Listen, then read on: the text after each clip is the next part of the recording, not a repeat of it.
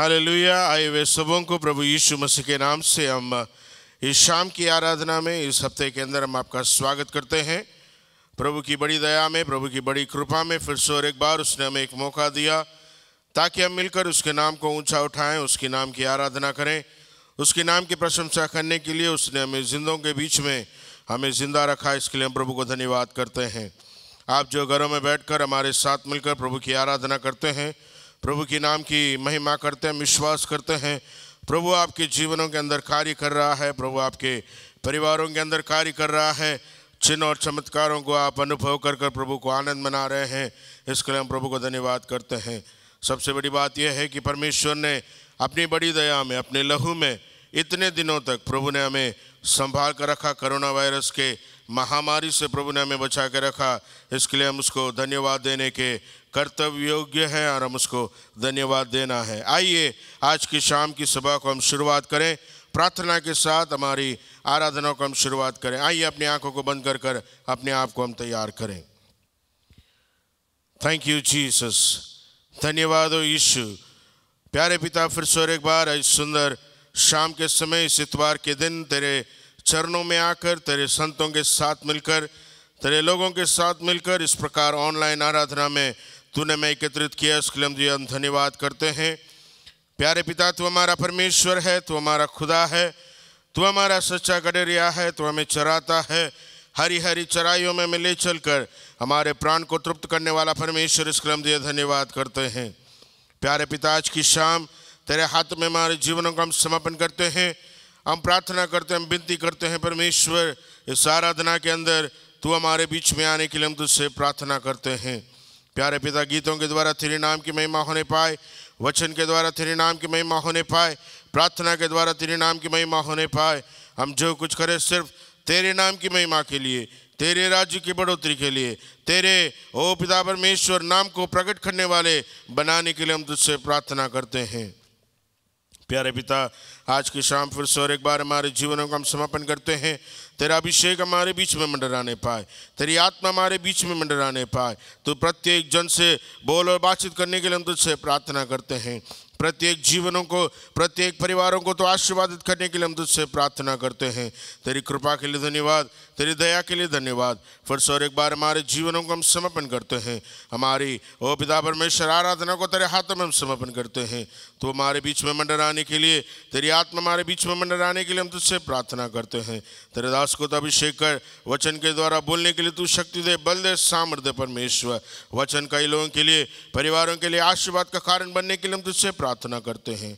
सारे गौरव, आदर, मान, महिमा, स्तुति, जलाल हम तुझे देते हैं। प्रार्थना को सुनने के लिए धन्यवाद।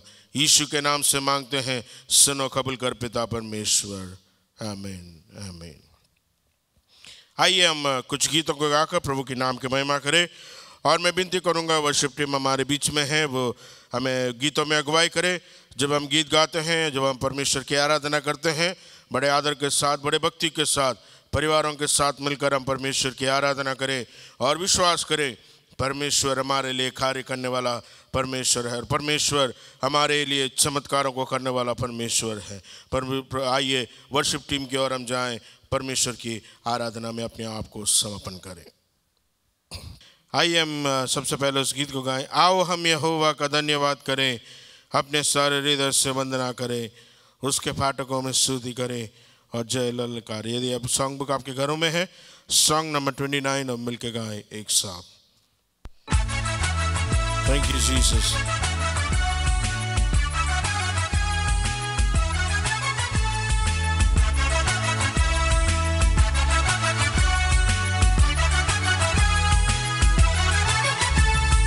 आओ हम यहोवा का धन्यवाद करें, अपने सारे हृदय से वंदना करें। आओ हम यहोवा का धन्यवाद करें, अपने सारे हृदय से वंदना करें। उसके फाटकों में स्तुति करें और जय ललकारे। उसके फाटकों में स्तुति करें और जय ललकारे। आओ हम यहोवा का धन्यवाद करें, अपने सारे हृदय से वंदना करें। आओ हम यहोवा अपने सारे हृदय से वंदना करे। जिसने बनाया हमें है, वो है हमारा आधार।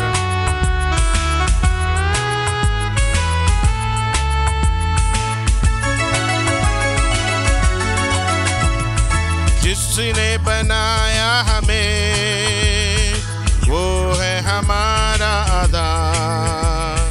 जिसने दिया हमको श्वास, वो है हमारा उद्धार। जिसने बनाया हमें, वो है हमारा आधार। जिसने दिया हमको श्वास, वो है हमारा उद्धार। उसकी हो जय जय हो आराधना, वो है प्रभुओं का प्रधान। उसकी हो जय जय हो आराधना, वो है प्रभुओं का प्रधान। आओ हम यहोवा का धन्यवाद करें, अपने सारे हृदय से वंदना करें। आओ हम यहोवा का धन्यवाद करें, अपने सारे हृदय से वंदना करें। Thank you, Lord Jesus.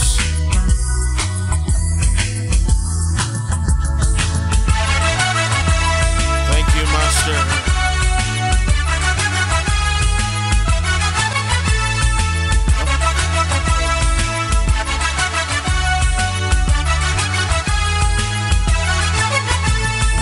अपने सारे तन मन से हम उसकी महिमा करें। वो है शिफा और नजात, उसकी प्रशंसा करें। अपने सारे तन मन से हम उसकी महिमा करें। वो है शिफा और नजात, उसकी प्रशंसा करें। वो है जग का त्राता और तारनहार, उसकी हो जय जय सदा। वो है जग का त्राता और तारनहार, उसकी हो जय जय सदा। आओ हम यहोवा का धन्यवाद करें, अपने सारे हृदय से वंदना करें। आओ हम यहोवा का धन्यवाद करें, अपने सारे हृदय से वंदना करें। उसके फाटकों में स्तुति करे और जय ललकारे। उसके फाटकों में स्तुति करे और जय ललकारे। उस गीत को गाकर प्रभु के नाम की महिमा करें। आज का दिन यहोवा ने बनाया है, हम उसमें आनंदित हो, आनंदित हो। उस गीत को गाकर प्रभु के नाम की महिमा करें।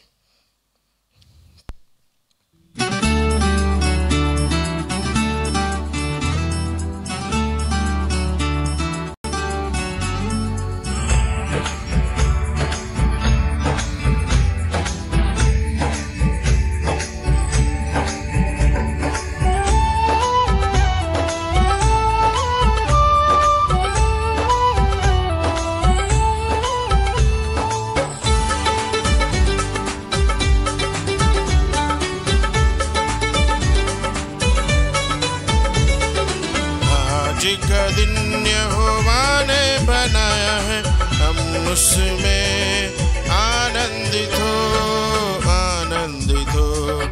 आज का दिन यहोवा ने बनाया है, हम उसमें आनंदित हो, आनंदित हो।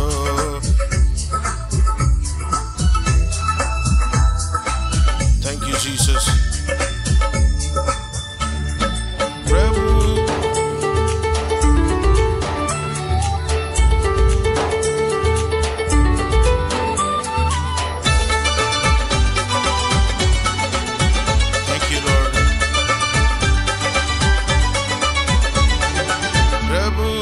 महिमा मिले चाहे हो मेरा अपमान, वो बड़े मैं घटू रहे उसी का ध्यान। आज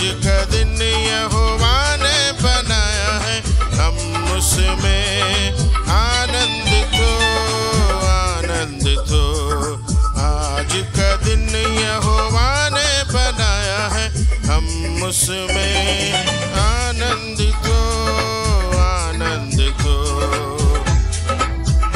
Thank you Lord Jesus. Thank you Master. Thank you Jesus. Thank you Master. स्तुति प्रशंसा करें, क्यों ना कुछ होता रहे, उसको हम बातें रहे, चाहे जहां भी रहे। स्तुति प्रशंसा करें, क्यों ना कुछ होता रहे, उसको हम बातें रहे, चाहे जहां भी रहे। आज का दिन यहोवा ने बनाया है, हम उसमें आनंदित हो, आनंदित हो। आज का दिन यहोवा ने बनाया है, हम उसमें आनंदित हो, आनंदित हो। आज का दिन यहोवा ने बनाया है। आता हूँ तेरे पास, मुझको है तुझसे आस, मुझको कबूल कर ले, पापों से शुद्ध कर दे।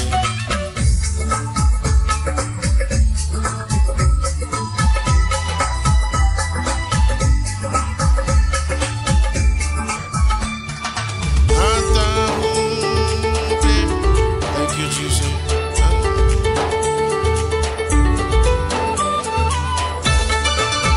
Thank you master.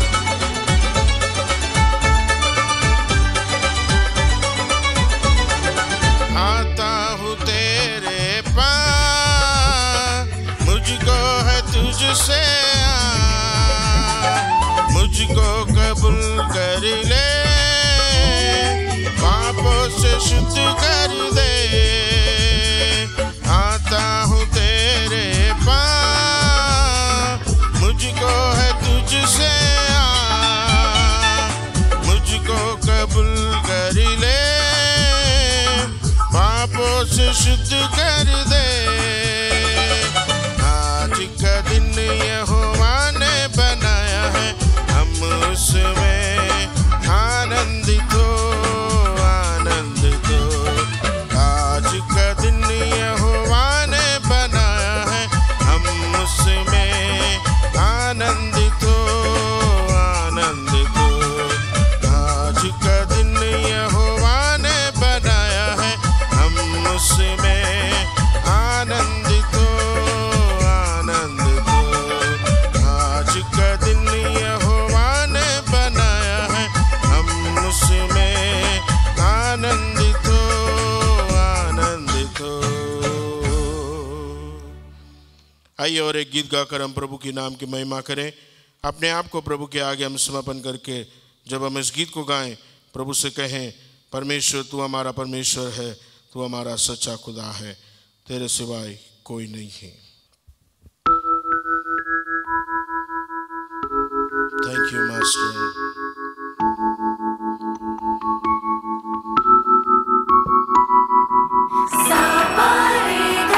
Thank you Lord. आइए एक साथ गाएं। Thank you Jesus.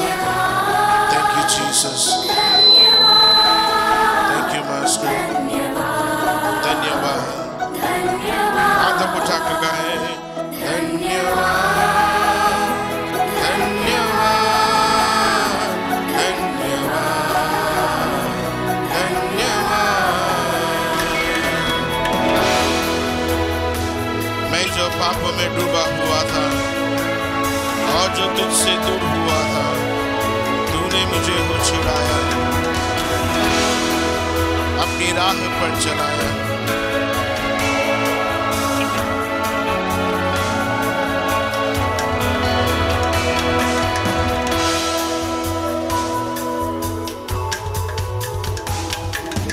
मैं जो पापों में डूबा हुआ था और जो तुझसे मैं दूर हुआ था,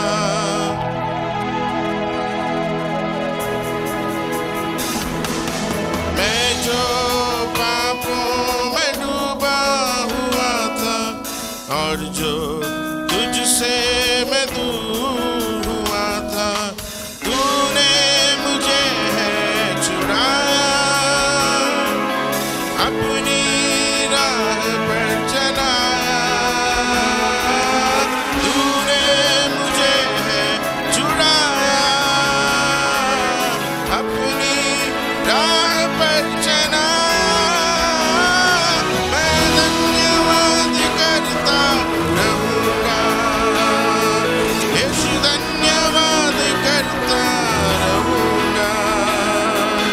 मैं धन्यवाद करता रहूंगा, यीशु धन्यवाद करता रहूंगा। धन्यवाद यीशु, धन्यवाद यीशु, तेरी नाम की जय हो। धन्यवाद। Yes Lord Jesus, thank you Master, thank you Jesus।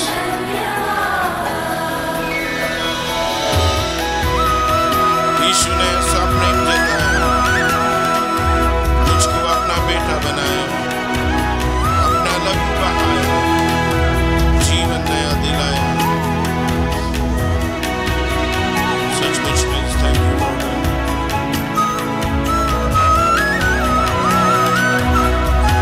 Thank you Jesus.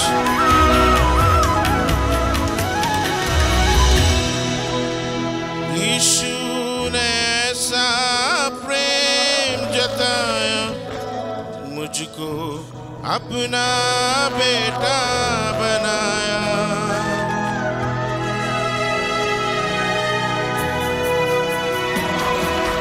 यीशु ने ऐसा प्रेम जताया, मुझको अपना बेटा बनाया, अपना लहू बहाया, जीवन नया दिलाया। अपना लहू बहाया, जीवन नया दिलाया। मैं धन्यवाद करता रहूंगा। मैं एक साथ करेंगे। Yes Lord Jesus, मैं धन्यवाद करता। अपने हाथों को उठाकर प्रभु के आगे गाएं। Thank you Lord Jesus। धन्यवाद। दिल के साथ गाएं, दिल की गहराई से गाएं, दिल की गहराई से प्रभु की आराधना करें। Thank you Lord। धन्यवाद,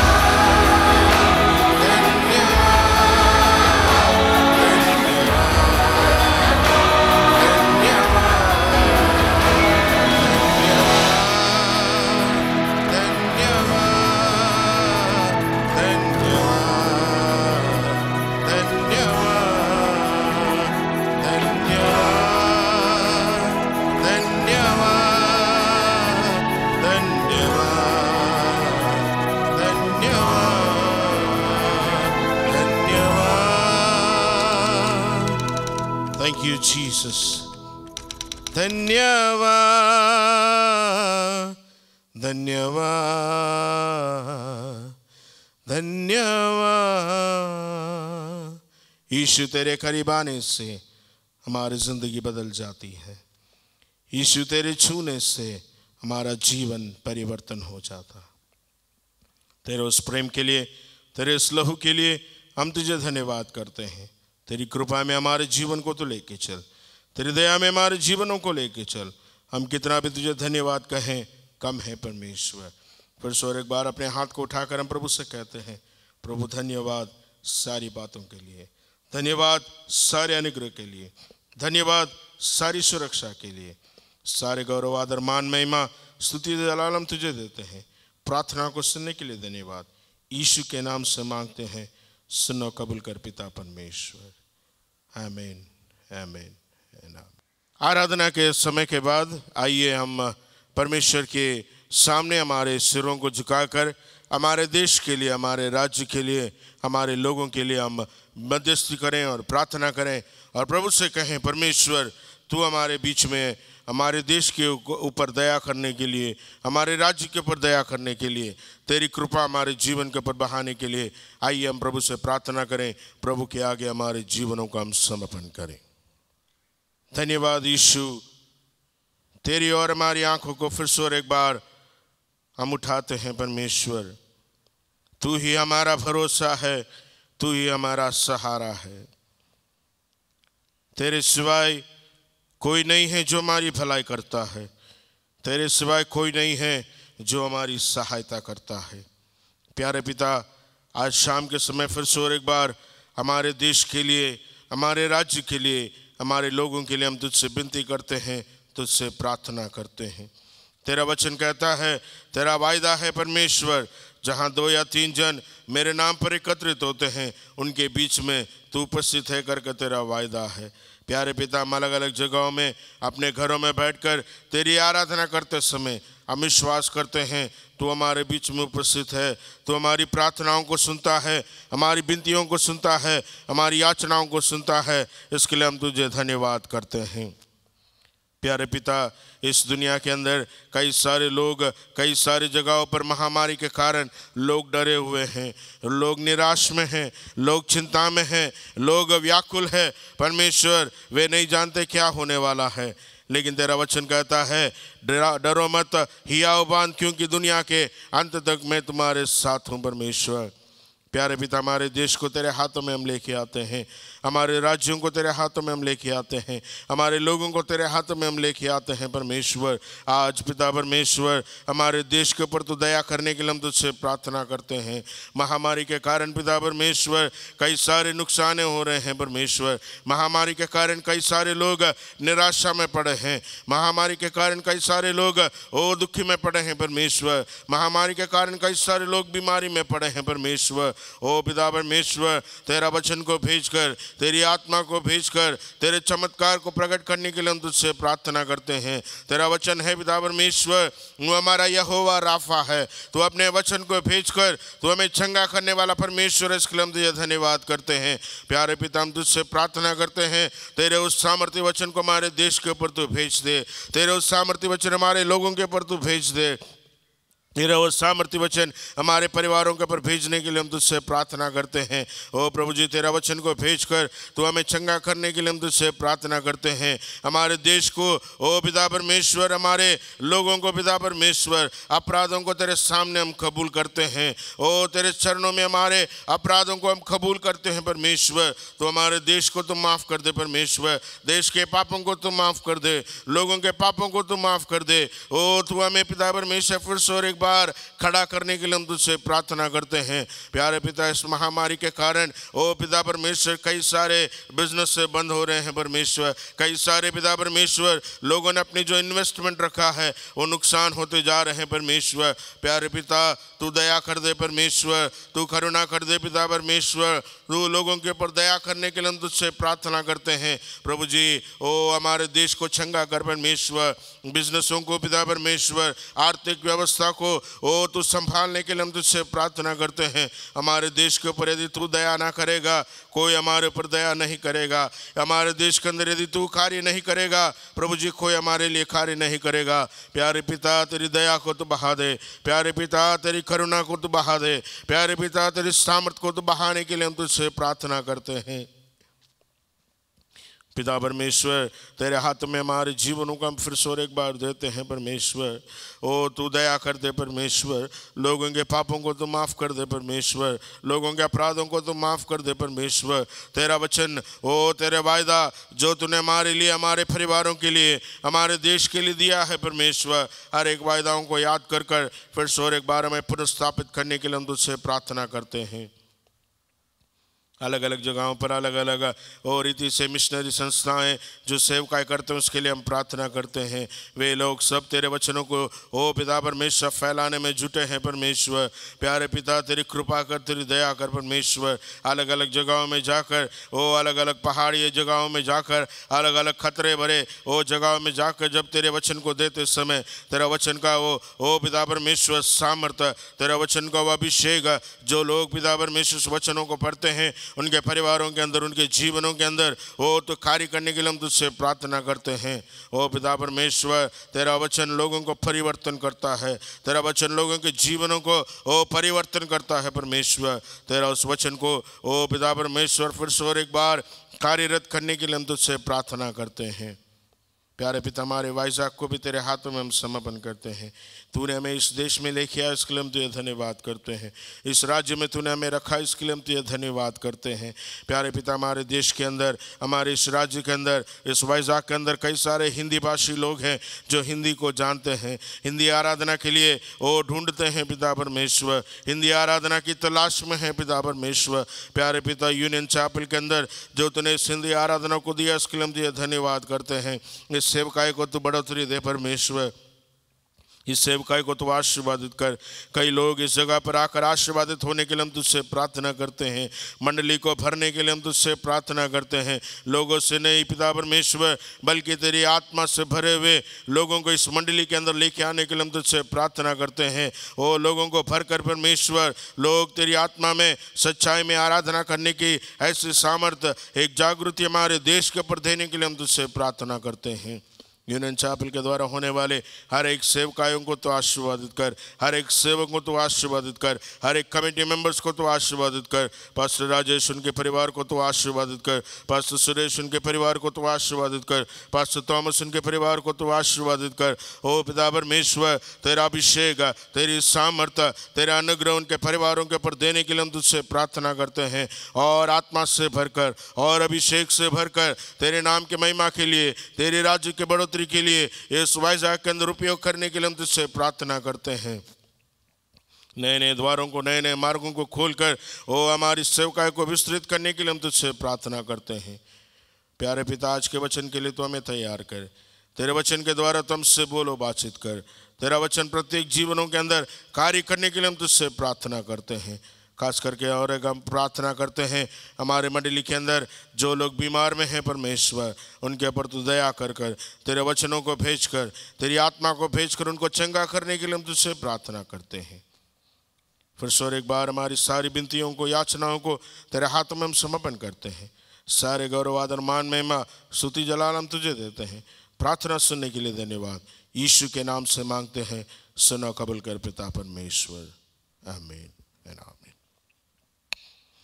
आइए प्रार्थना के बाद फिर से एक बार अपने वचन, परमेश्वर के वचनों को सुनने के लिए अपने आप को तैयार करें। और आज का जो वाक्य पठन लिया गया है नहम्याह, उसका पहला अध्याय 1 से 11 तक मैं आपके लिए पढ़कर सुनाता हूँ। आप भी उस वचनों को अपने घरों के अंदर, नहम्याह पहला अध्याय उसका 1 से 11 तक आइए हम मिलकर पढ़ें और परमेश्वर के वचन के लिए अपने आप को तैयार करें। नहम्याह पहला अध्याय उसका 1 से 11 तक मैं आपके लिए पढ़ के सुनाता हूँ।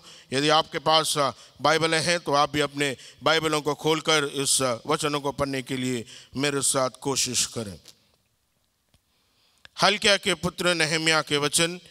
20वें वर्ष के किस्लेव नामक महीने में, जब मैं शूशन नामक राजगढ़ में रहता था, तब हनानी नामक मेरा एक भाई और यहूदा से आए हुए कई एक पुरुष आए। तब मैंने उनसे उन बचे हुए यहूदियों के विषय जो बंधुआई से छूट गए थे और यरूशलेम के विषय में पूछा। उन्होंने मुझसे कहा, जो बचे हुए लोग बंधुआई से छूटकर उस प्रांत में रहते हैं, वे बड़ी दुर्दशा में पड़े हैं और उनकी निंदा होती है, क्योंकि यरूशलेम की शहरपनाह टूटी हुई है और उसके फाटक जले हुए हैं। ये बातें सुनते ही मैं बैठकर रोने लगा और कितने दिन तक विलाप करता और स्वर्ग के परमेश्वर के सम्मुख उपवास करता और यह कहकर प्रार्थना करता रहा, हे स्वर्ग के परमेश्वर, हे महान और भययोग ईश्वर, तू जो अपने प्रेम रखने वाले और आज्ञा मानने वाले के विषय में अपनी वाचा पालता और उन पर करुणा करता है, तू कान लगाए और आंख खोले रहे कि जो प्रार्थना में तेरे दास इस समय तेरे दास इस्राएलियों के लिए दिन रात करता रहा, उसे तू सुन ले। मैं इस्राएलियों के पापों को जो हम लोगों ने तेरे विरुद्ध किए हैं मान लेता हूँ। मैं और मेरे पिता के घराने दोनों ने पाप किए हैं। हमने तेरे सामने बहुत बुराई की है और जो आज्ञाएं, विधियाँ और नियम तूने अपने दास मूसा को दिए थे उनको हमने नहीं माना। उस वचन की सुधि ले जो तूने अपने दास मूसा से कहा, यदि तुम लोग विश्वासघात करो तो मैं तुमको देश देश के लोगों में तितर बितर करूँगा, परंतु यदि तुम मेरी ओर फिरो और मेरी आज्ञाओं को मानो और उन पर चलो तो चाहो तुम में से निकाले हुए लोग आकाश की छोर में भी हो तो भी मैं उनको वहाँ से इकट्ठा करके उस स्थान में पहुँचाऊँगा जिसे मैंने अपने नाम के निवास के लिए चुन लिया है। अब वे तेरे दास और तेरी प्रजा के लोग जिनको तूने अपनी बड़ी सामर्थ और बलवंत हाथ के द्वारा छुड़ा लिया है, हे प्रभु, विनती यह है कि तू अपने दास की प्रार्थना पर और अपने उन दास की प्रार्थना पर जो तेरे नाम का भय मानना चाहते हैं कान लगा और आज अपने दास का काम सफल कर और उस पुरुष को उस पर दयालु कर। मैं तो राजा का पिया होता। प्रभु इस वचन को आशीर्वादित करे। आइए वचन के अध्ययन को प्रभु के हाथ में हम समर्पण करें। अब वचन सुनने का समय है। अपने आप को हम तैयार करें और वचन का जो शीर्षक आज दिया गया है, टूटी हुई दीवारों का पुनर्निर्माण। टूटी हुई दीवारों का पुनर्निर्माण। और परमेश्वर के दास हमें इस वचन में ले जाएंगे। आइए अपने आप को फिर से एक बार समर्पण कर हम प्रार्थना करें। प्रभु के आगे हमारे जीवनों को हम समर्पण करें। प्रभु जी, इस वचन को तेरे हाथों में हम समर्पण करते हैं। इस वचन को तो आशीर्वादित कर, तेरे दास को तो अभिषेक कर, वचन से बोलने के लिए तू सहायता कर, तेरी कृपा में लेके चल। यीशु के नाम से मांगते हैं, सुनो कबूल कर पिता, आमीन।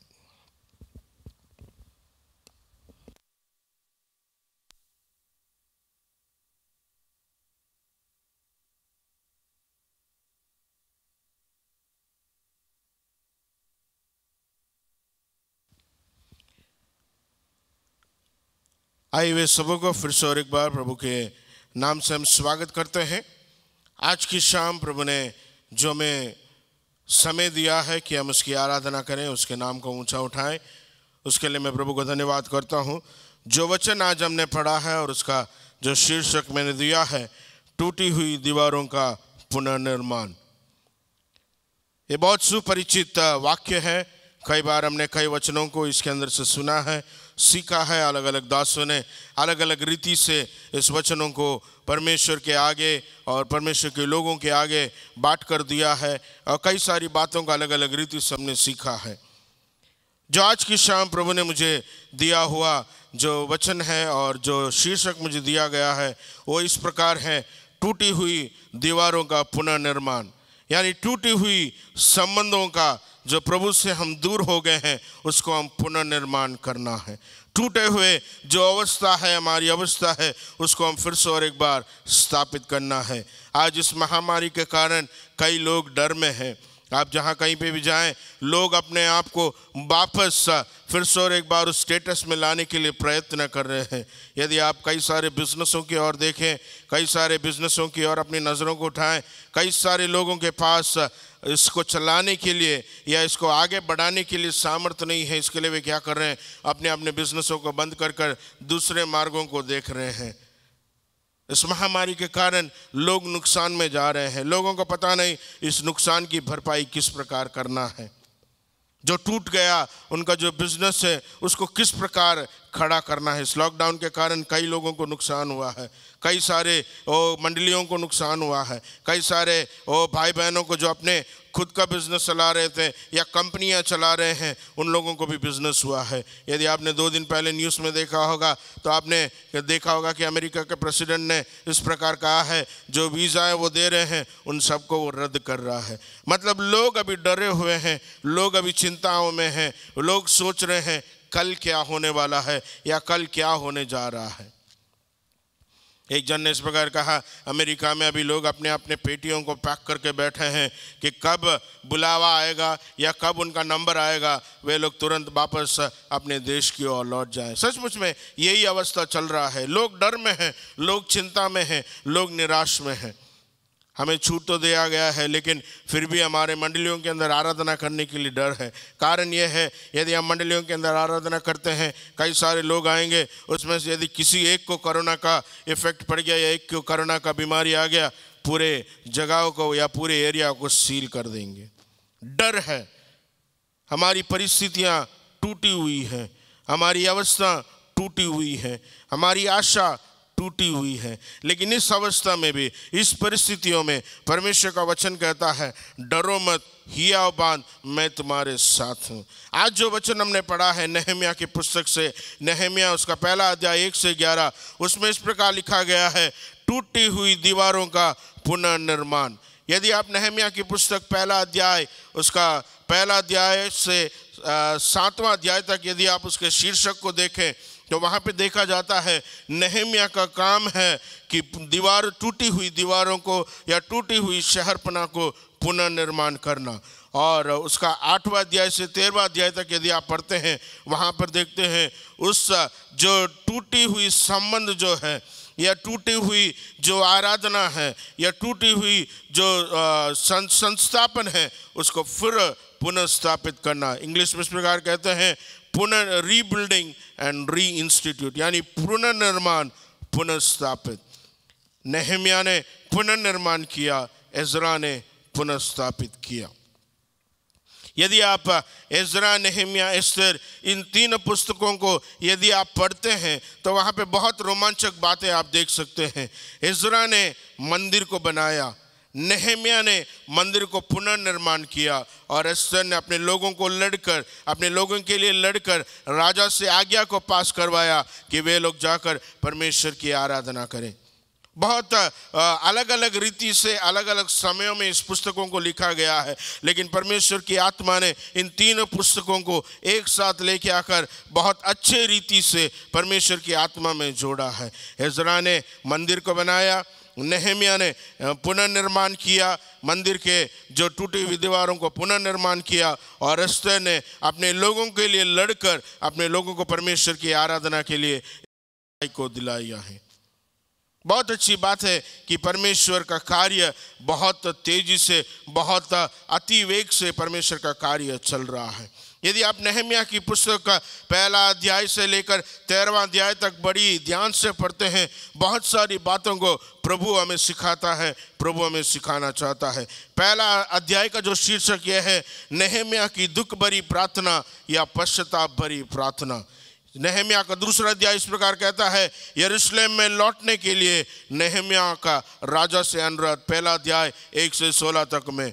दूसरा अध्याय का फिर 17 से 20 में इस प्रकार कहता है, नहम्याह के दीवारों की पुनर्निर्माण के लिए लोगों को प्रोत्साहन देना। तीसरा अध्याय इस प्रकार कहता है, दीवारों और फाटकों का पुनर्निर्माण होना। चौथा अध्याय से 6वां अध्याय तक यदि आप पढ़ते हैं, नहम्याह के विरुद्ध आए हुए लोगों की प्रतिक्रिया किस प्रकार थी, नहम्याह की प्रतिक्रिया किस प्रकार थी, उसके बारे में हम पढ़ते हैं। नहम्याह 6वां अध्याय 15वां अध्याय में इस प्रकार देखते हैं, 52 दिनों के अंदर नहम्याह ने परमेश्वर के दीवारों का पुनर्निर्माण का समापन किया। 7वां अध्याय में हम देखते हैं नहम्याह लोगों की फिर से और एक बार गिनती करता है। 8वां अध्याय में इज़रा सभी लोगों के बीच परमेश्वर के वचन को पढ़ता है। 9वां और 10वां अध्याय में देखते हैं लोगों के बीच में एक आत्मिक जागृति।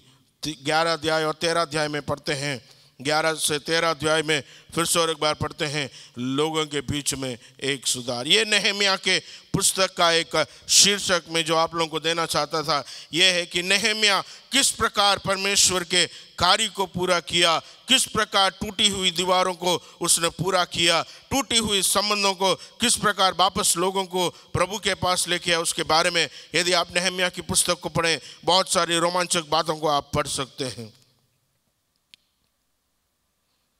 दीवारों का पुनर्निर्माण का मतलब क्या है? दीवारों का पुनर्निर्माण का मतलब यह है परमेश्वर के साथ जो संबंध टूट गया है उसको हम फिर से और एक बार पुनर्स्थापित करना है। जो मंदिर के दीवार टूट गए हैं उसके कारण लोग उस मंदिर के अंदर नहीं जा सकते, लोग उस परमेश्वर की आराधना के लिए नहीं जा सकते हैं। नहम्याह ने क्या किया? दीवारों को पुनर्निर्माण कर कर वहाँ पे एक सुरक्षा को दिया, वहाँ पे एक लोगों को एक आशा दिया, लोगों को एक आश्वासन दिया है कि हम फिर से और एक बार जाकर प्रभु की आराधना कर सकते हैं। हमारा जो संबंध परमेश्वर से दूर हो चुका है उसको हम फिर से और एक बार पुनर्निर्माण करना है। हमारे संबंध जो परमेश्वर के साथ है उसको हम एक अच्छे जो ना टूटने वाले धागे के समान परमेश्वर के साथ हमारे संबंधों को हम बांधना है। दीवारों का पुनर्निर्माण का मतलब यह है कि हमारे संबंध जो हम टूट गए हैं प्रभु से, उसे हम फिर से और एक बार प्रभु से बांधना है। आज दुनिया में सचमुच यही है, चल रहा है। लोग अपने संबंधों को प्रभु से दूर हो जा रहे हैं, प्रभु से अपने संबंधों को काट रहे हैं। इस दुनिया के अंदर लोग ये सोचते हैं मेरे ताकत से, मेरे बल से, मेरे बुद्धि से सब कुछ हुआ है। नहीं नहीं, हम बहुत गलत कर रहे हैं। हमारी बुद्धि से, हमारी ताकत से नहीं, बल्कि परमेश्वर की आत्मा के कारण, परमेश्वर के अभिषेक के कारण या परमेश्वर के उस दया के कारण आज इस दुनिया के अंदर हम जीवित हैं। कई लोग इस दुनिया के अंदर महामारी के अंदर मर गए। महामारी के समय कई लोग मर गए हैं, उनके परिवारजनों को उनके शवों को भी देखने के लिए कोई अनुमति नहीं दे रहा है। उसी समय यदि मैं और आप परमेश्वर के अनुग्रह को याद करें, परमेश्वर ने हमको अभी तक कोरोना को महामारी से मुझको, मेरे परिवारों को, आपको, आपके परिवारों को, बच्चों को, अपने रिश्तेदारों को प्रभु ने संभाल के रखा। ये किसके लिए हो रहा है? परमेश्वर ये चाहता है कि हम नाश ना हो जाए, परमेश्वर के पास वापस जाकर अपने संबंधों को हम फिर से एक बार पुनर्स्थापित करें।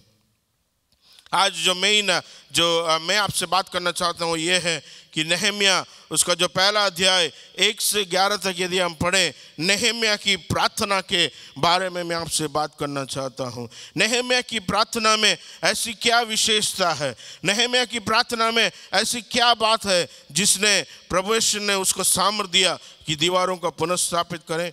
नहम्याह की प्रार्थना जो मैंने आपके लिए पढ़ा है, यदि आप फिर से और एक बार इसको बड़े ध्यान से, बड़े गौर से हम पढ़ते हैं, उस नहम्याह की प्रार्थना के अंदर कई सारी बातों को प्रभु मुझे और आपको सिखाता है।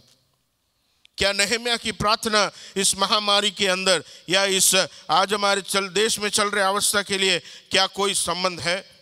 जी हाँ, आज नहम्याह की प्रार्थना के समान मैं और आप हमारे देश के लिए प्रार्थना करना है, मैं और आप हमारे राज्य के लिए प्रार्थना करना है, मैं और आप अपने लोगों के लिए प्रार्थना करना है। उस समय नहम्याह को प्रभु ने उपयोग किया है, आज परमेश्वर चाहता है मुझे और आपको उपयोग करने के लिए।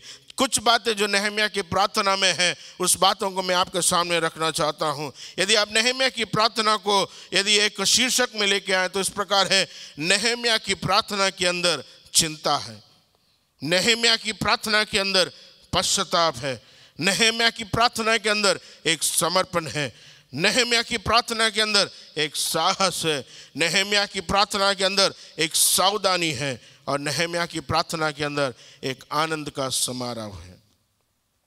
फिर से और एक बार मैं आपके सामने दोहराना चाहता हूँ, नहम्याह की प्रार्थना में एक चिंता है, नहम्याह की प्रार्थना में एक पश्चाताप है, नहम्याह की प्रार्थना में एक समर्पण है, नहम्याह की प्रार्थना में एक हिम्मत है या साहस है, नहम्याह की प्रार्थना में एक सावधानी है और नहम्याह की प्रार्थना में एक आनंद की भरपूरी है या आनंद का समारोह है। यदि आप इस नहम्याह की प्रार्थना को पूरे नहम्याह की पुस्तक के साथ भी आप उसे ध्यान कर सकते हैं और आप उसे समझ सकते हैं।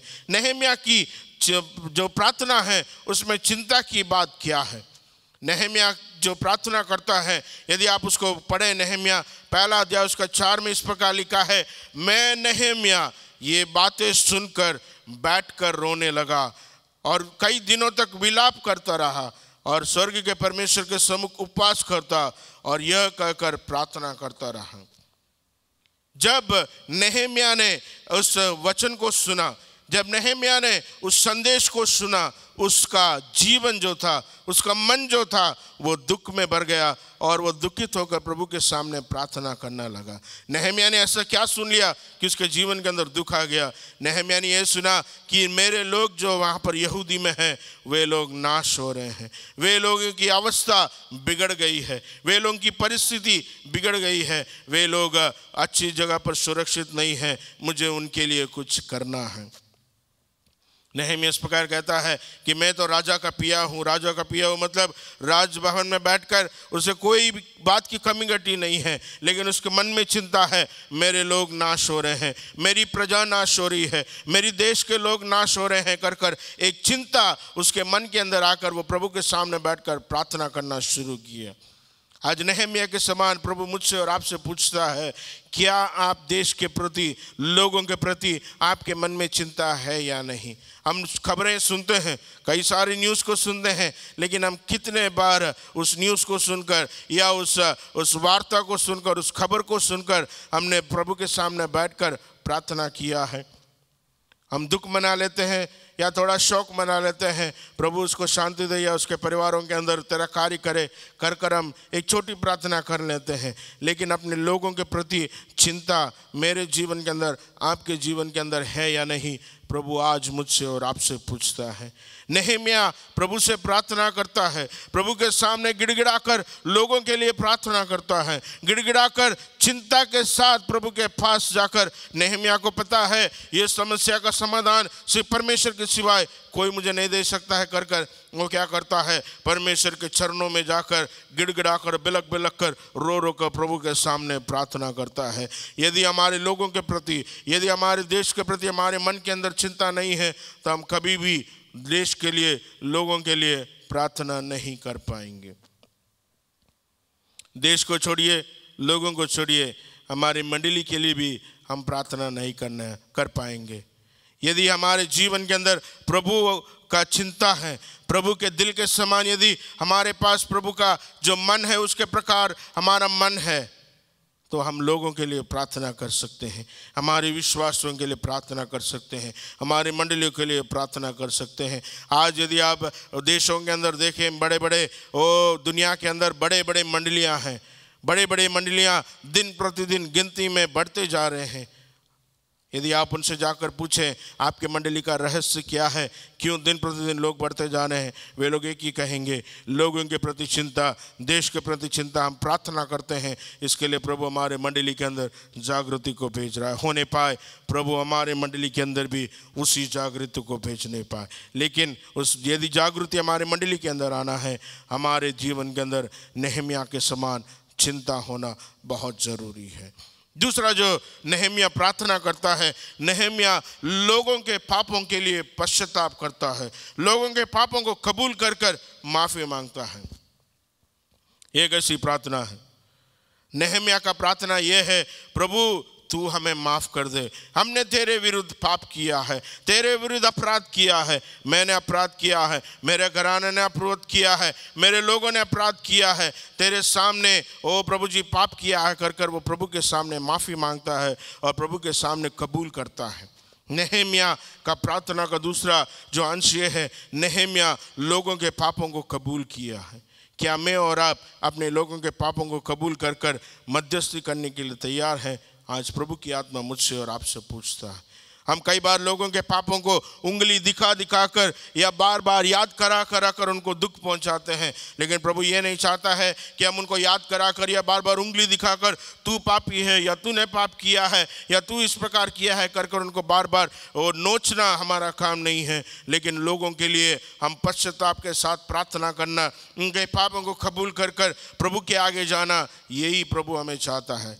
परमेश्वर ये चाहता है, परमेश्वर ने अपने वचन में यही कहा है कि यदि मेरे लोग जो मेरे नाम से कहलाते हैं अपने आप को दीन और नम्र कर कर, अपने पापों को कबूल कर कर यदि मेरे चरणों में आए, यदि मेरे पास आए, मैं उनकी प्रार्थनाओं को सुनकर उनको उत्तर दूंगा। क्या मैं और आप नहम्याह के समान लोगों के पापों को कबूल करने के लिए तैयार हैं? प्रभु आज मुझे और आपसे पूछता है। तीसरा बात जो नहम्याह के प्रार्थना में यह था, उसके प्रार्थना में एक समर्पण था। क्या समर्पण था? प्रभु के सामने वो नहम्याह पहला अध्याय 11 में इस प्रकार कहता है, हे प्रभु, विनती यह है कि तू अपनी दास की प्रार्थना पर और अपने उन दासों की प्रार्थना पर जो तेरे नाम का भय मानना चाहते हैं कान लगा, और आज अपने काम का और अपने दास के काम का सफल कर और उस पुरुष को उस पर दयालु कर। नहम्याह एक समर्पण करता है, चाहे कुछ भी हो जाए, चाहे मुझे अपने इस जॉब से रिज़ाइन करना पड़े, चाहे मेरी जो पदवी से मुझे नीचे उतरना पड़े, चाहे मुझे कुछ भी, मुझे उसके लिए कितना भी मूल्य क्यों ना देना पड़े, मैं वापस यरूशलेम में जाकर टूटी हुई दीवारों को फिर से और एक बार पुनः स्थापित करूँगा। यदि उस दिन नहम्याह ने उस निर्णय को यदि नहीं लिया होता तो शायद आज हम नहम्याह के बारे में इस चरित्र को हम नहीं पढ़ सकते थे। लेकिन नहम्याह ने अपनी पदवी को छोड़ दिया, अपने सुख भोग को छोड़ दिया, अपने लोगों की चिंता कर कर, अपने देश की चिंता कर कर, अपने राज्य की चिंता कर कर उन्होंने क्या किया? प्रभु के आगे एक कमिटमेंट लिया या एक समर्पण किया कि मैं जाकर वहाँ पर लोगों को उत्साह कर कर फिर से और एक बार टूटी हुई दीवारों को पुनः स्थापित करूँगा। आज प्रभु हमसे ये चाहता है कि हमारे देश के लिए, हमारे राज्य के लिए, हमारे लोगों के लिए समर्पण मेरे जीवन के अंदर, आपके जीवन के अंदर है या नहीं? प्रभु मुझसे और आपसे चाहता है और प्रभु आपसे मेरी ओर देखता है। नहम्याह के समान क्या समर्पण हमारे जीवन के अंदर है या नहीं? प्रभु आज हमसे पूछता है। नहम्याह की प्रार्थना में चिंता है, नहम्याह की प्रार्थना में पश्चाताप है, नहम्याह की प्रार्थना में समर्पण है, नहम्याह की प्रार्थना में एक साहस भी है। साहस किस प्रकार की साहस है? वो नहम्याह क्या करता है? एक बड़ा कदम लेकर राजा के पास जाकर राजा से कहता है, राजा, मैं यहाँ पर सुख भोग अनुभव कर रहा हूँ, लेकिन वहाँ पे मेरे लोग नाश हो रहे हैं, मुझे अनुमति दे कि मैं अपने लोगों के पास जाकर वहाँ पर टूटी हुई शहरपनाह को बांधूं। नहम्याह एक हियाव के साथ, प्रार्थना के बाद हिम्मत के साथ राजा के पास जाता है। इससे पहले राजा उसका उतरा हुआ चेहरा को देखकर राजा पूछता है, नहम्याह क्या हुआ है? तेरा चेहरा क्यों उतरा हुआ है? वो कहता है, राजा, मैं यहाँ पर अनुभव कर रहा हूँ, बहुत आनंद और सुख विलास में हूँ, लेकिन वहाँ पर मेरे लोग नाश हो रहे हैं, वहाँ पर मेरी शहरपनाह टूट गई हैं, वहाँ पर मंदिर टूट गया है, मंदिर के दीवारें टूट गए हैं, लोगों को आराधना करने के लिए जगह नहीं है, मुझे अनुमति दे ताकि मैं जाकर वहाँ पर अपनी शहरपनाह को पुनः स्थापित करूँ। आप क्या सोचते हैं? राजा के पास जाकर, जो एक अन्य जाति का राजा है, उसके पास जाकर मैं शहरपनाह को बांधने के लिए जा रहा हूँ कर यदि वो परमिशन पूछेगा या अनुमति पूछेगा, राजा दे देगा? नहीं देगा। लेकिन फिर भी प्रभु का काम देखें, जब उसने एक कदम आगे बढ़ाया, परमेश्वर उसके साथ साथ आना शुरू हो गया। राजा ने एक चिट्ठी दिया, अनुमति दिया, कहा जिस जिस राज्यों से तू पार होके जाएगा, हर एक राजाएं तेरी मदद करेगा, हर एक राजाएं तेरी सहायता करेगा। यदि आप उस नहम्याह की पुस्तक को दूसरा अध्याय 9 से 10 में पढ़ेंगे तो वहाँ पर आपको बहुत सारी बातों को प्रभु सिखाएगा, बहुत सारी बातों को आप समझ पाएंगे। नहम्याह का हियाव देखें, वो राजा के पास जाकर अनुमति लेता है, अलग अलग राज्यों से जाते जाते हुए लोगों को राजा की अनुमति दिखाता है और वहाँ का राजा वो उसे कुछ नहीं कर पाता है। नहम्याह का जो हियाव देखें, परमेश्वर की शहरपनाह को बांध करने की। आज मुझे और आपको परमेश्वर का वो हियाव चाहिए, हमारे देश के लिए, हमारे राज्य के लिए हम प्रार्थना कर सकें। उसके बाद नहम्याह की सावधानी, जब वो यरूशलेम में गया, जब वो मंदिर बांधने के लिए, मंदिर के टूटी हुई दीवारों को बांधने के लिए तैयार हुआ, क्या आप क्या सोचते हैं वहाँ पर कोई समस्या नहीं आया है?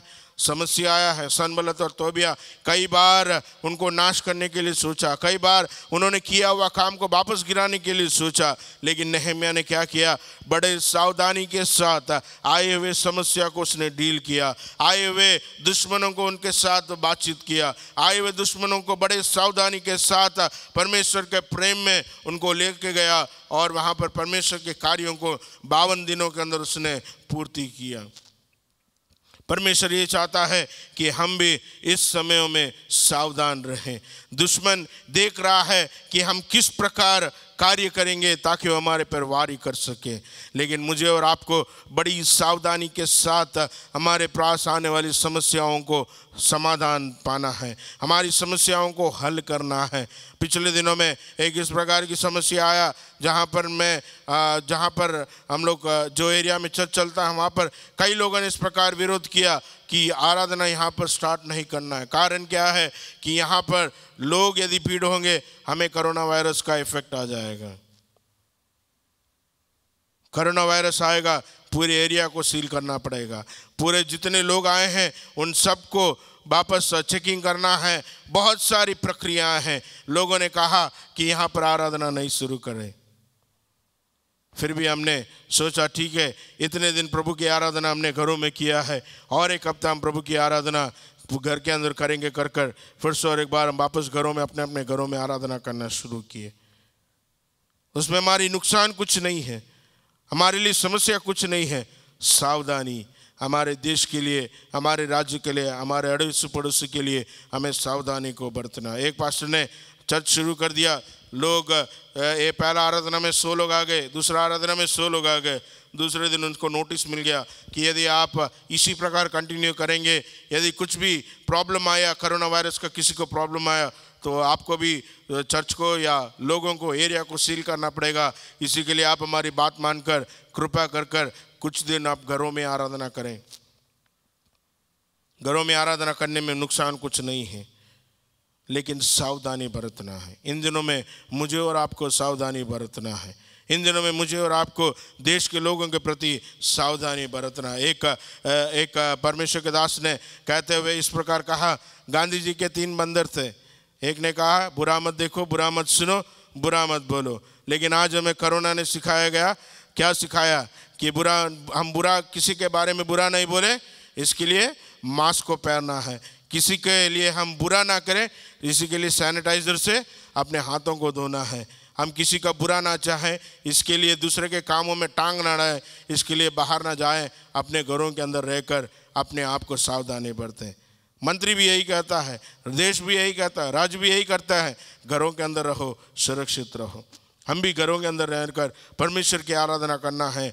नहम्याह के समान सावधानी बरत कर मुझे अपने आप को, देश के लोगों को हम परमेश्वर के पास लेके आना है। अंत में नहम्याह कहता है, नहम्याह के प्रार्थना में एक आनंद है, एक उत्साह का समारोह है। उत्साह का समारोह क्या है? 52 दिनों के अंदर उन्होंने परमेश्वर की मंदिर का निर्माण किया। उसके बाद वे लोग बड़ी समारोह किया, एक बड़े रीति से वापस और एक बार मंडली को खोलकर या उस पुनर्स्थापित मंदिर के अंदर जाकर परमेश्वर की आराधना किया। लेकिन यदि आप 3 अध्याय में पढ़ते हैं परमेश्वर के वचन में, नहम्याह के पुस्तक में इस प्रकार लिखा है, नहम्याह इस दीवारों को बांधने के से पहले उसने कुछ कार्य किया। कार्य क्या किया है? उसने लोगों के अंदर एक इच्छा को व्यक्त किया है, एक लोगों के अंदर जागृति को लेके आया ताकि लोग मिलकर प्रभु के काम को करें। और परमेश्वर का वचन कहता है वे लोग एक साथ आकर, सभी लोग छोटे से बड़ा, कोई भी ना खाली बैठकर कुछ ना कुछ काम कर दीवारों को पुनर्स्थापित करने के लिए वे तैयार हुए। और उन्होंने समय ज़्यादा ना व्यतीत किया, तुरंत ही उस कार्य को करना शुरू किया। यदि आप 3 अध्याय में पढ़ें, वहाँ पर देखते हैं कुछ फाटकों को नहम्याह ने बांधकर परमेश्वर के इस कार्य को पूर्ण किया। सबसे पहला फाटक जो है वो है भेड़ फाटक। भेड़ फाटक का मतलब यह है कि परमेश्वर का जो मेमने के लहू के द्वारा हमें छुटकारा मिलता है। इस जल्दी में आपके सामने इस अलग अलग प्रकार के फाटकों के बारे में बताना चाहूँगा। सबसे पहला फाटक जो है भेड़ फाटक। भेड़ फाटक मतलब यह है परमेश्वर के मेमने के लहू के द्वारा हमें छुटकारा है। दूसरा जो फाटक है वो है मछली फाटक। मछली फाटक का मतलब यह है परमेश्वर ने अपने शिष्यों से कहा तुम मेरे पीछे हो लो, मैं तुम्हें मनुष्यों को पकड़ने वाला बनाऊंगा। यानी परमेश्वर वचनों को या परमेश्वर के लोगों को पकड़कर परमेश्वर के पास लेके आने वाला परमेश्वर, इंग्लिश में कहता है फिशर्स ऑफ मैन। मतलब परमेश्वर ने इस फाटक के द्वारा लोगों को परमेश्वर के पास लेके आने वाला या मछली पकड़ने वाले लोगों के समान प्रभु ने हमें बनाया है। तीसरा फाटक जो है वह है पुराना फाटक। पुराना फाटक के मतलब यह है ओल्ड गेट। मतलब यह है हमारे पुराने मनुष्यत्व को छोड़कर, हमारी पुरानी आदतों को छोड़कर, हमारी पुरानी बातों को छोड़कर आने वाले बातों की ओर हमारी दृष्टि को लगाना है। कई बार हमारे पुराने स्वभावों को हम कई बार बाहर लेके आते हैं। कई बार हमारे पुरानी घायल हुए बातों को बार बार हम याद कर हम उस परमेश्वर के जो योजना हमारे लिए बनाया है उसके विरुद्ध हम चले जाते हैं। हमारे पुराने मनुष्यत्व को दूर करना है, पुरानी बातों को हम दूर करना है। उसके बाद है बट्टों का गुम्मट यानी डंग गेट। डंग गेट का मतलब यह है जो काम की वस्तु नहीं है उस सब को हमसे दूर रखना है, या जो कचरा है उन सब को हम दूर करना है। कई बार हम कचराएं घर के अंदर नहीं रखते हैं, कचराओं को हम घर से बाहर फेंक देते हैं। यदि हमारा कोई रिश्तेदार भी मर गया है या हमारा कोई अच्छा प्रिय भी मर गया है तो हम क्या करते हैं, ज़्यादा से ज़्यादा 1 घंटा 2 घंटा 3 घंटा या 4 घंटा उसके लिए रोते हैं। उसके बाद उसको दफनाने के लिए कब्रिस्तान में जाना है। नहीं, ये मेरी पत्नी है, मैं इसे नहीं दफनाऊंगा, या मेरा बेटा है, मैं इसे नहीं दफनाऊंगा, या ये मेरी बेटी है, इसे नहीं दफनाऊंगा, या ये मेरा पिता है, ये मेरी माता है, ये मेरे लिए बहुत प्रिय है, मैं उसको नहीं दफनाऊंगा करके हम यदि इस प्रकार जिद में अड़े रहते हैं तो क्या आप सोचते हैं लोग वहाँ पर चुप रहेंगे? नहीं। एक इंसान यदि मर जाने के बाद कचरे के समान है, उसको ले जाकर बाहर दफनाना है। मतलब कुछ बातों को जो है हमारी पुरानी मनुष्यत्व को, हमारे जीवन के अंदर के कचराओं को हमें दूर कर हमें दफनाना है। उसके बाद और एक फाटक का जो उन्होंने मरम्मत किया वो है तराई फाटक। तराई फाटक का मतलब यह है अपने आप को दीन करना, अपने आप को नम्र करना। परमेश्वर के चरणों में कई बार हम अपने आप को दीन और नम्र नहीं कर पाते हैं। मुझे और आपको प्रभु के सामने दीन और नम्र करना है। यदि नहम्याह उस दिन अपने आप को दीन और नम्र नहीं किया होता तो आज दीवारों का या इस फाटकों का पुनर्स्थापित नहीं हुआ होता। यदि नहम्याह कहता नहीं मैं यहाँ पर बैठकर तुमको जो चाहिए सारी मदद दूंगा करके कहता, तो भी वहाँ पर लोगों को एकत्रित करना बहुत मुश्किल का बात था। उसके बाद है सोता का फाटक। सोता का फाटक यह है परमेश्वर की आत्मा हमें ले चलता। यूहन्ना 4 और 4 यदि आप पढ़े उसमें कहते हैं कि जब वो समरिया से गुजर रहा था तब उसे बड़ी प्यास लगी। मतलब जीवन का जल वही है। हमें उस जीवन जल के सोते के पास जाकर अपने आप को प्रभु के आगे समर्पण कर उस जीवन जल से पीना है। और उसके बाद उन्होंने जो दूसरा फाटक का मरम्मत किया वो है जल फाटक। जल फाटक जो है परमेश्वर का वचन। परमेश्वर का वचन हमेशा हमें पढ़ते रहना है, परमेश्वर का वचन हमेशा हमें ध्यान करते रहना है। उसके बाद है पूर्वी द्वार का उन्होंने पुनर्निर्माण किया। पूर्वी द्वार का उद्देश्य ये है उस जगह से हमें एक नई आशा आता है। हमने स्कूल में कई बार पढ़ा है the sunrises from the east, जो पूर्व से सूर्य हमारे लिए आता है। मतलब हर दिन एक नई आशा आता है। हर दिन सुबह होता है, रात होता है, फिर और एक बार सुबह होता है। मतलब एक नई आशा हमारे लिए आता है। इस पूर्वी द्वार के पास जब हम प्रभु के पास जाते हैं एक नई आशा मेरे जीवन के अंदर, आपके जीवनों के अंदर आता है। उसके बाद है घोड़ा फाटक। घोड़ा फाटक का मतलब ये है कि वहाँ पर घोड़ा जो है युद्धों का चिन्ह के समान है। ये मतलब घोड़ा जो अधिकतर युद्धों के समय उपयोग किया जाता है, लेकिन यहाँ पर हमें युद्ध किससे करना है? मनुष्य से नहीं, परमेश्वर का वचन कहता है एफएससी 6वां उसका 12 अध्याय, हमारा युद्ध जो है लोगों से, लहू से या मांस से नहीं, बल्कि अंधकार की ताकतों से हमारा मल्ल युद्ध है। मतलब हमें इस लोगों से नहीं लड़ना है, लोगों के अंदर कार्य करने वाली दुष्ट की ताकतों से हमें लड़ना है। घोड़ा फाटक का उन्होंने फिर से और एक बार उसको पुनर्स्थापित किया।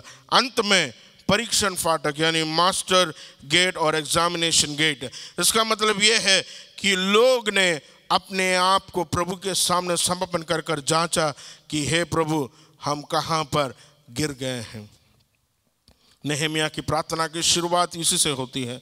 नेहमिया प्रार्थना में प्रभु से आगे माफ़ी मांगता है, प्रभु हमारे लोगों के पापों को तुम माफ़ कर दे। आज मुझे और आपको नेहमिया से प्रभु हमें यह सिखाना चाहता है, मैं और आप कहाँ पर खड़े हैं। क्या नेहमिया के समान हमारे जीवन के अंदर हमें लोगों के प्रति चिंता है, लोगों के पापों के लिए कबूल करने के लिए, उनके लिए प्रार्थना करने के लिए सामर्थ्य है हमारे पास? यदि ये सब बातें हो साथ होता है, अंत में आता है उत्साह। उत्साह किस प्रकार 52 दिनों के अंदर लोगों ने एक साथ मिलकर प्रभु के मंदिर का या टूटी हुई दीवारों का पुनर्निर्माण किया, और वहाँ पर उन्होंने परमेश्वर के वचन को पढ़कर, अंत में यदि आप अंतिम अध्यायों को पढ़ें, परमेश्वर के वचनों को इज़राइल ने लोगों के बीचों में पढ़कर वहाँ पर बहुत उत्साह और आनंद को मनाया है। आज प्रभु की आत्मा मुझसे और आपसे यही कहता है, क्या हम लोगों के बीच में नेहमिया के समान खड़े रहकर लोगों के लिए प्रार्थना करने के लिए तैयार हैं, लोगों के लिए मध्यस्थी करने के लिए तैयार हैं, टूटी हुई दीवारों का पुनर्निर्माण करने के लिए तैयार हैं या नहीं? प्रभु की आत्मा मुझसे और आपसे पूछता है। हम कह सकते हैं प्रभु हमारी समस्याएं बहुत हैं, हमारे लिए हमारी समस्याएं बहुत हैं, हम लोगों के लिए किस प्रकार प्रार्थना कर सकते? हमारी समस्या हैं, हमारे परेशानी है, हमारी कष्ट हैं, लेकिन उन सब बातों में प्रभु हमसे यही चाहता है कि हमारी समस्याओं को दूर कर कर, हमारी कष्टों को कुछ क्षणों के लिए हम भूल कर, लोगों के लिए, देश के लिए प्रार्थना कर कर परमेश्वर के साथ हमारी टूटी हुई संबंधों को हम पुनर्स्थापित करें। आइए अपने आप को प्रभु के आगे हम समर्पण कर कर प्रभु के आगे हम प्रार्थना करें, प्रभु नेहमिया के समान मुझे तू उपयोग कर, नेहमिया के समान मेरे परिवार को तू उपयोग कर, नेहमिया के समान मेरे मंडली को तो उपयोग कर करके हम प्रार्थना करें। आइए अपने आंखों को बंद कर कर प्रार्थना करें। प्यारे पिता, फिर से एक बार तेरे हाथों में जीवनों को हम समर्पण करते हैं। नेहमिया के समान तो मुझे और मेरे परिवारों को तो उपयोग कर। नेहमिया के समान हमारे देश के लिए प्रार्थना करने के लिए उस प्रार्थना की आत्मा हमारे परिवारों के अंदर, मेरे जीवन के अंदर देने के लिए हम तुझसे प्रार्थना करते हैं। नेहमिया को उपयोग किया बा परमेश्वर, मुझे भी तू उपयोग कर, मेरे परिवारों को तो उपयोग कर, हमारे देश को तू चंगा करने के लिए हम तुझसे प्रार्थना करते हैं। तू हमारा परमेश्वर है, तू हमारा खुदा है, तू हमारे लिए कार्य करने वाला परमेश्वर, इसके लिए हम तुझे धन्यवाद करते हैं। हमारी टूटी हुई संबंधों को, हमारी टूटी हुई ओ पिता परमेश्वर आत्मिक जीवन को फिर से और एक बार तेरे मंदिर को ओ पिता परमेश्वर मंदिर में आकर पुनर्स्थापित करने के लिए तू हमें सहायता कर। तेरी कृपा में तो लेके चल, तेरे दासों को तो आशीर्वादित कर, तेरे लोगों को तो आशीर्वादित कर, सुने वचन को उनके जीवन के अंदर, परिवार के जीवन के अंदर फलवंत करने के लिए हम तुझसे प्रार्थना करते हैं। सारे गौरव आदर मान में हम तुझे देते हैं। प्रार्थनाओं को सुनने के लिए धन्यवाद, इस हफ्ते की आराधना को आशीर्वादित करने के लिए धन्यवाद, लोगों को तो आशीर्वादित करने के लिए धन्यवाद, परिवारों को आशीर्वादित करने के लिए धन्यवाद, उनके जीवन के अंदर तो चमत्कारों को करने जा रहा है, इसके लिए हम तुझे धन्यवाद करते हैं। सारे गौरव आदर मान में हम तुझे देते हैं। प्रार्थना सुनने के लिए धन्यवाद, यीशु के नाम से मांगते हैं, सुनो कबूल कर पिता परमेश्वर। आइए आशीर्वाद के लिए अपने आप को हम खड़े हो जाएं, प्रभु से हम आशीर्वादित करें, प्रभु से हम आशीर्वाद मांगें। अभी हमारा पिता परमेश्वर का प्रेम, पुत्र यीशु मसीह का अनुग्रह, पवित्र आत्मा की संगति और सहभागिता हमारे साथ, हमारे परिवारों के साथ, यूनियन चैपल के सारी सेवकायों के साथ, हिंदी सेवकायों के साथ, हिंदी सेवकों के साथ, उनके परिवारों के साथ यीशु मसीह के दूसरे आगमन तक निरंतर होती रहें। आमीन, आमीन एंड आमीन। फिर से और एक बार आप सबों को जय मसीह की। प्रभु आपको आशीर्वादित करें। नहम्याह के समान देश के लिए, राज्य के लिए प्रार्थना करें। प्रभु आप सबों को आशीर्वादित करें। प्रभु की महिमा, प्रभु की कृपा, प्रभु की दया आप लोगों के साथ, परिवारों के साथ, जब तक हम भवन में ना मिले, आपके परिवारों के साथ बनी रहें। धन्यवाद।